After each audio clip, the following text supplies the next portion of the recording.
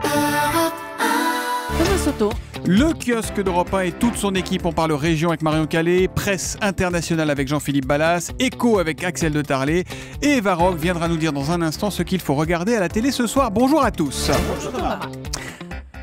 On commence avec vos quotidiens nationaux et on a du mal à les regarder en face ce matin, partagés entre colère et émotion. Le Figaro et Direct Matin ont choisi exactement la même une, un cadre noir, au milieu une photo d'Hervé Gourdel et un seul mot, la barbarie. Alors je pourrais aussi vous citer Metro News par exemple, l'exécution barbare, mais sur le sujet, plus que les mots, c'est le visage tellement affable d'Hervé Gourdel que l'on retrouve partout ce matin qui vous saisira quand vous irez chercher vos quotidiens. Insoutenable aussi, vraiment insoutenable, le récit de la vidéo de l'exécution par Aujourd'hui en France, vidéo qu'on n'a surtout pas envie de regarder, mais qui en dit long sur le degré d'inhumanité des ordures qui ont exécuté Hervé Gourdel. Il s'y adresse à sa femme, ses enfants, ses parents, il leur dit qu'il les aime, puis ses bourreaux s'approchent, le Français est jeté à terre puis décapité, avant que sa tête ne soit brandie par ses bourreaux. On comprend vraiment à ce moment-là le sens de ce mot, barbare.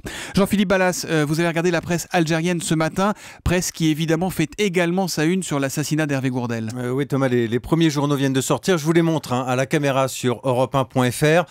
L'effroyable exécution, c'est le titre à la une du quotidien L'Expression.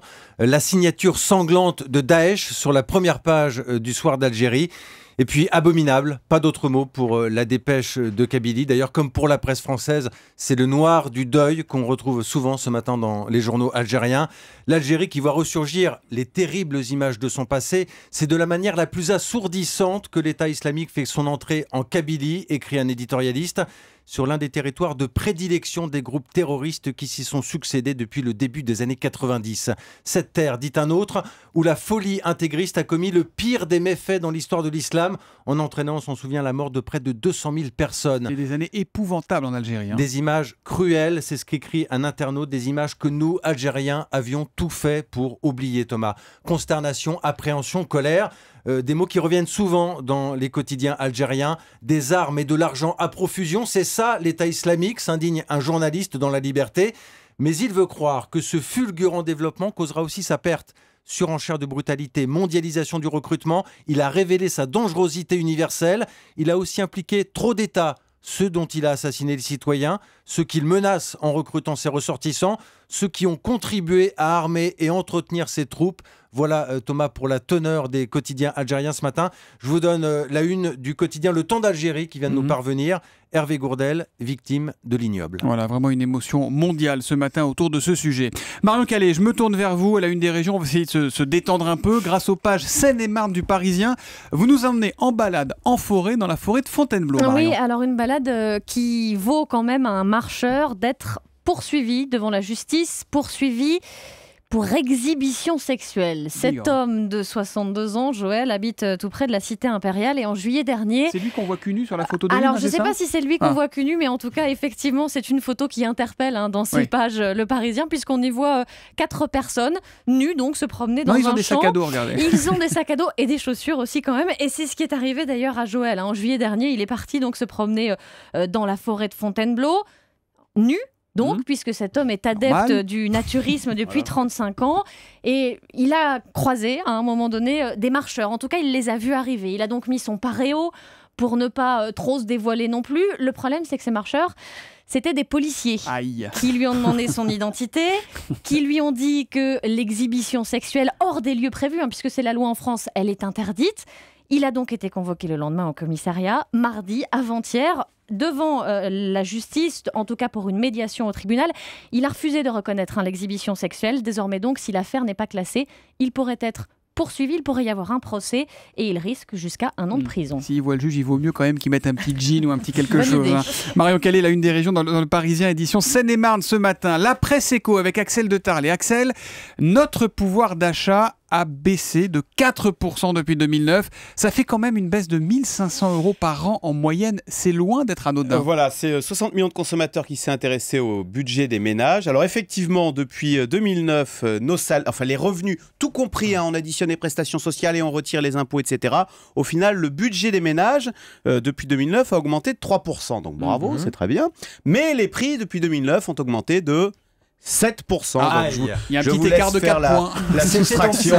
Ça fait donc moins 4% de pouvoir d'achat. Alors ça paraît abstrait, mais vous l'avez dit, 4% de pouvoir d'achat en moins, ça fait 1 500 € de moins par an pour un ménage type. C'est quand même le prix des vacances de février, quoi. Je sais pas. Mais l'inflation, elle n'est pas censée être Bah oui, c'est ça. Alors, basse en On nous ce dit que moment. les prix baissent alors. Elle a Alors, raison, vous Marion. avez tout à fait raison. L'inflation, elle est très basse, mais faites 7% d'inflation sur 5 ans, ça fait 1,3% d'inflation par an. C'est pas énorme. Vous voyez, 1,3, mais sur 7 ans, sur 5 ans, ça fait 7%. Alors, certains prix ont beaucoup plus flambé que d'autres, et c'est ça qui est très intéressant dans cette étude de 60 millions de consommateurs, qui a passé en revue une soixantaine, ou même plus, il y a 80 postes de ménage. Ce qui a le plus augmenté en 5 ans, peut-être l'avez-vous ressenti. L'essence. Voilà, Ouais, exactement, ouais. bingo. Ça, ça fait 335 € de plus par an pour un ménage type. Voilà ce qui consacre en plus.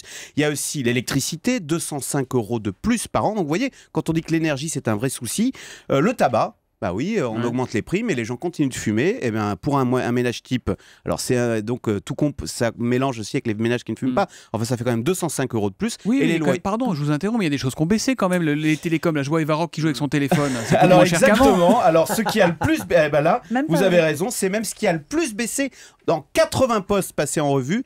Les télécoms, ça fait gagner un ménage français 239 € par an. dis donc, c'est pas Donc rien. vous voyez, quand on dit la concurrence c'est pas bien, Free c'est pas bien, 60 millions de consommateurs disent heureusement qu'il y a un peu de concurrence, ça nous permet de rendre du pouvoir d'achat aux ménages. Si Voilà. Eva Rock a son téléphone à la main, c'est que ce soir elle va jouer, elle va regarder M6, l'événement télé de la rentrée. C'est Rising Star. Oui, vous allez garder vos smartphones, c'est l'événement télé. M6 donc lance son nouveau télécrochet, un concours de chant, alors pour des professionnels ou des amateurs qui ont de 13 à 60 ans, rien de plus classique, sauf que au moment du vote, vous savez ce moment stratégique où on décide de savoir si le candidat ou pas va continuer l'aventure, eh bien cette décision elle appartient aux téléspectateurs qui vont voter gratuitement via une application que vous avez à télécharger. Donc sur c'est vos pas tablettes. le jury comme dans The Voice, là c'est Non, vraiment les téléspectateurs exactement. qui décident. À vous de dire oui ou non. Et quand une fois que vous avez voté, votre visage va apparaître sur un immense mur numérique devant lequel les candidats chantent, comme Emmanuel, que vous allez pouvoir découvrir ce soir. I'm beautiful, no matter what they say. Words won't bring me down. Tu as chanté cette chanson avec une tellement belle délicatesse. Allez, ça va aller. Voilà, la dame que vous entendez très très émue. Ressemblant, c'est ce qu'on aurait déjà entendu ailleurs. Pourquoi ils sont obligés toujours de pleurer dans ces cas-là? Et parce que ils sont émus. c'est de l'émotion, mais vous verrez, c'est drôle aussi. Donc là, la dame que vous entendez un peu émue, c'est Cathy Guetta, qui est une des membres du jury, qui a été chargée de Julie qui craque, qui a eu la lourde tâche de présélectionner une cinquantaine de candidats. Elle sera rejointe par Kali, David Hallyday et Morgan Serrano, qui est directeur de programme d'une radio. Et en tout cas, Et ce techniquement, soir- vraiment un dispositif qui est original. Voilà, parce que ce soir, ils vont Et voter ludique. comme vous. Et si le candidat remporte 70% de votes positifs, alors cet immense mur numérique devant lequel il se trouve va se lever et il aura le droit de poursuivre l'aventure. C'est ce qu'espère notamment Larry Lynch, qui a 26 ans et qui a arrêté sa carrière d'avocat pour aller chanter dans les bars et les restaurants. Et alors, je pense qu'il a bien fait. Oh, one day, baby, we'll be old. Oh, baby, we'll be old. I think I'm sorry, I'm Lui, il est bon, lui. Hein. Il est bon, lui. Ouais, il a 26 ans, il est formidable. C'est présenté par Faustine Bollard et Guillaume Play. Que vous allez retrouver au micro de Jean-Marc Morandini ce matin, parce que Jean-Marc Puisqu'il fait sera sur l'émission place, en hein. direct depuis... C'est la Cité du de- Cinéma. Ah, la Cité du C'est ça, Cinéma, c'est là-bas. exactement. Ça sera sur le plateau. Julie est au courant de ce qui se passe dans la vie de Jean-Marc Morandini. Bonne chance à On Rising vit Star. ensemble. Rideau sur le kiosque.